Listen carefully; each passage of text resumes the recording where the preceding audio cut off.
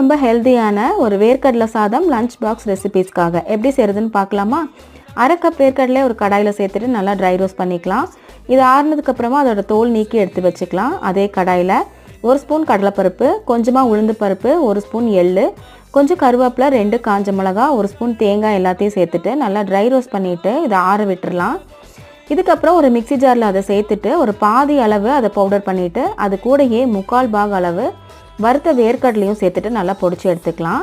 மீதியை நம்ம தாளிக்கிறதுக்கு வச்சுக்கலாம். இப்போ ஒரு கடாயில் கொஞ்சமாக எண்ணெய் சேர்த்துட்டு கடுகு, கடலைப்பருப்பு, உளுந்து பருப்பு, வேர்க்கடலை எல்லாம் சேர்த்து நல்லா வதக்கிட்டு காஞ்ச மிளகா, கருவேப்பிலை சேர்த்து நல்லா வதக்கிக்கலாம்.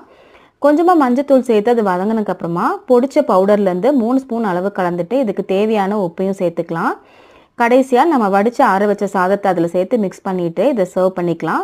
ரொம்ப டேஸ்டியான வேர்க்கடலை சாதம் ரெடி ஆகிடுச்சு. இதை கண்டிப்பாக நீங்களும் ட்ரை பண்ணி பாருங்கள். Happy cooking!